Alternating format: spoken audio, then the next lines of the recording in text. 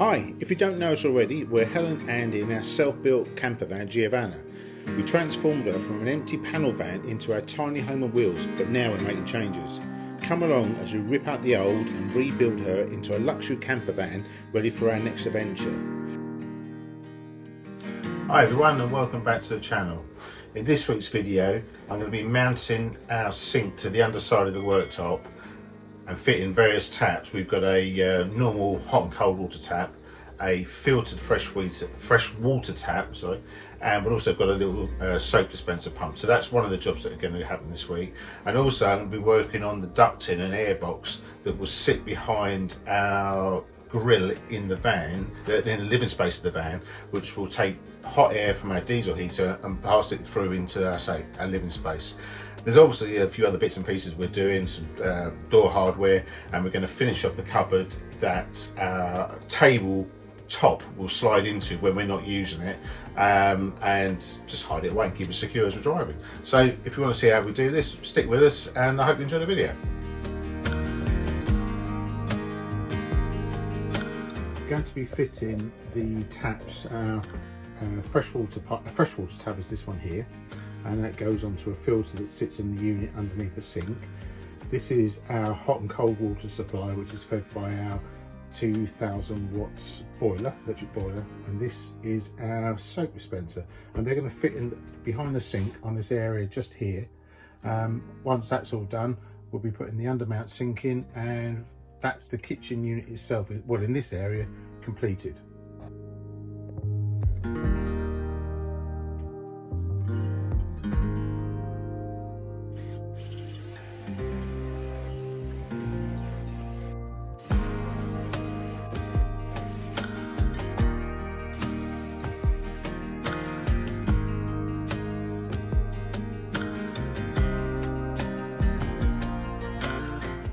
Drilling the hole for the freshwater tap.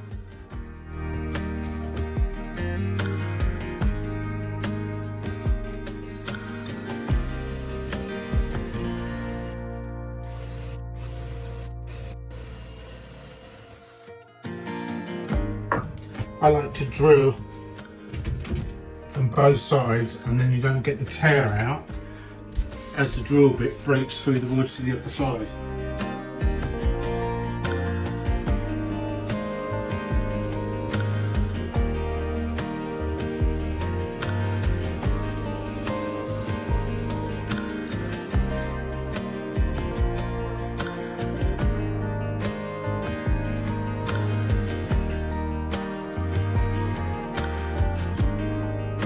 That's it, a nice smooth hole, no tear out on either side.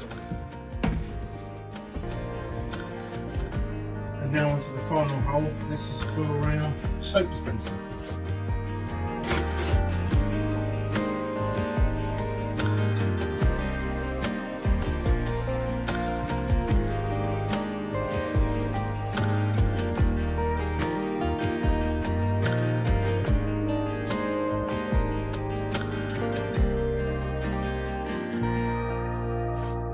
There you go.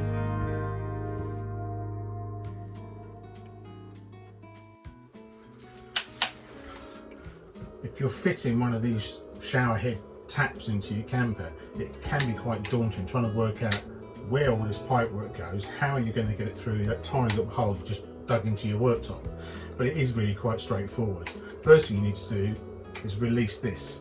That's the quick release pipe, and then you can feed through into the sink. So this is how you fit the your pipe work. I always put the long feed through, the one that goes to the rain head on the tap, then one pipe at a time. This time it's the hot and the cold, and then you just move the pipes out of the way, put your tap in, and then you reach inside. Oh, sorry about that. And then you can reach inside and reconnect up by just pushing it together, the feed to your rain head. So that's the basics of installing it. Obviously you need to clamp it up underneath, and somewhere around here, here we go, you've got to put your counterweight on to this feed, otherwise your rain tap, your shower head will just be flopping. when you put the weight onto this black pipe, the feed pipe, it pulls it back up and keeps it nice and secure. And here you go, this is the final installed article. So we've got the hot and cold feed, the shower hose, or shower tap should I say, and it's down here. The weight you put on, you can adjust the length. You want to be able to pull your hose out, but if you make this too far along the hose, it won't have enough weight when it's finished to pull the tap back up into its storage position. But it certainly gives you enough that if you want to shower outside, if you want to rinse off, you can. And the tap itself gives a full range right into the centre of the sink, and if it's needed on the hob, it can be used on the hob as well. And this is our fresh water pipe. It will give us filtered water from our storage tanks that are underneath the van. It was really useful last year. Lovely, clean, fresh water. I'm going to put a little smear of silicone sealant just around this hole here, just to the belt and braces. This little grommet goes on top, and you feed the tap through, line it up, and you've just got a simple lock nut that goes underneath, which takes forever and a day to do up. And here's all three taps installed. That's our soap dispenser, freshwater pipe, freshwater feed, and just everyday water in here. When we travel, we just move the taps over to one side and stops them flapping about inside the van. It also means you've got a much bigger area to do washing up or store anything in the sink if you need to.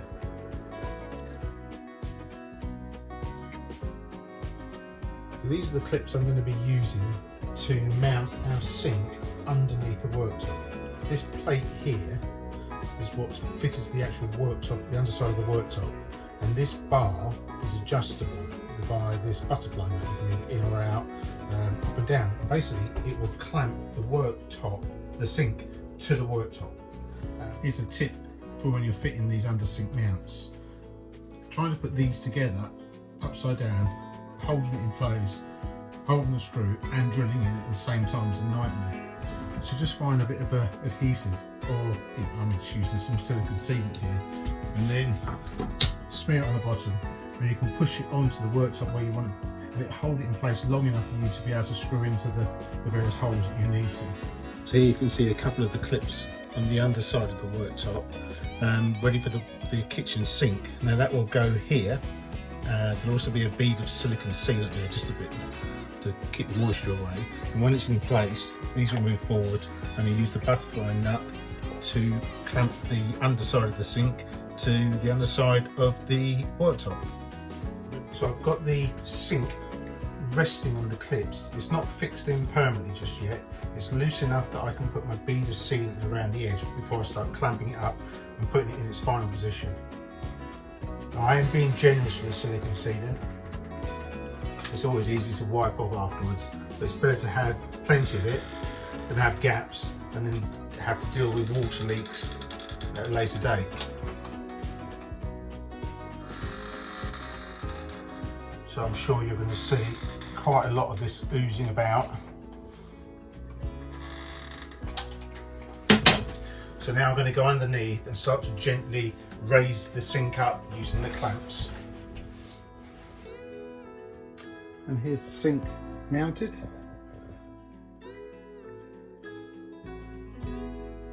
This lip will provide us an edge for us to put in the insert, which will also double up as a chopping board on the other side, which means we'll be able to keep a nice expansive worktop and working space rather than just an empty hole in the worktop itself.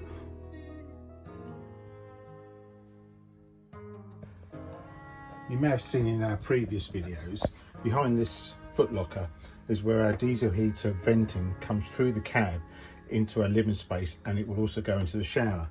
So today I'm going to be making the air box which the diesel heater will vent into, where I can mount our new grill on this side and the vent on the other side.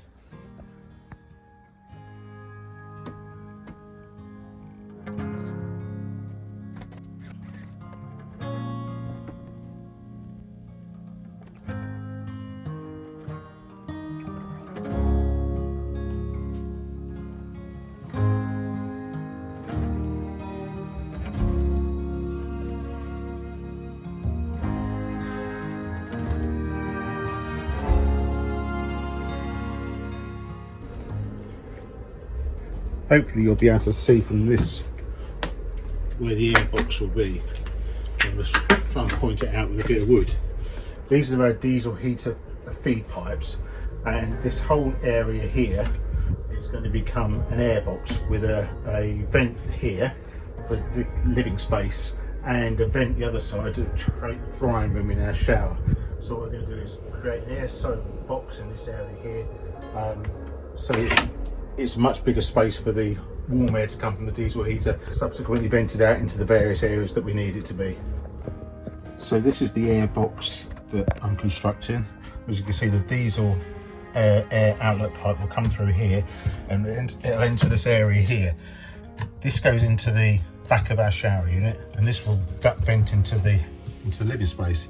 It's foil lined, not for heat retention, but to keep any moist air that might enter the cab coming inside the van and damaging the inside of this wood. So it's completely foil lined to create a nice vapor barrier to protect the wood and the infrastructure that's already there. And I'm pleased to show you the results of my endeavours. This is our warm air outlet from the diesel heater, which is now, the pipe is behind here and the diesel heater is in the cab, which is this way. And I think this looks a lot better than the round black plastic things you get with the diesel heaters. It's actually a normal floor register, which I repurposed on the side here to give us a nice big outlet to let all the nice warm air in the. This is another little job I've been doing this week in between all the other little jobs. It's a little shelving unit with hooks underneath it for our coats and towels and any other bits and pieces, and it's only a little shelf at the top, as you can see, not too deep, but big enough for us to throw the keys up there, or some little flowers up there to make the van a bit more comfortable. This is where we store our tabletop, which also becomes the base of our bed. So it slides away into the unit with my foot, and there's a little door here just to close it off, which blends in with the rest of the kitchen. So we've got to the end of another good week on the build. Lots of cabinetry done this week, little jobs that you don't really see major changes to. It's like putting all the door handles on, all the gas struts in, all the trim and things like that. But we've done that throughout the van. So as you can see down here, all the handles are on, bookshop, the little shelf's been fitted, and down in this corner just down there is where we've put one of the outlets for our diesel heater. There's a lot of filling, a lot of sanding. We've even got one of the drop down doors for our under bed lockers done as well.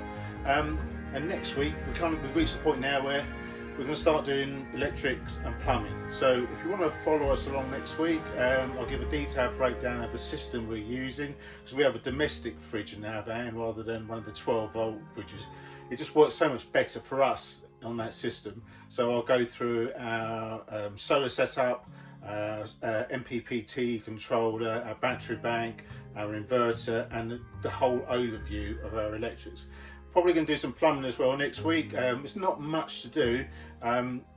It's literally connecting the taps up, which are, God, I think it doesn't work. The taps here to the electric boiler that's going to be over this side of the van. Anyway, everyone, have a nice weekend, and I'll see you all at the end of next week.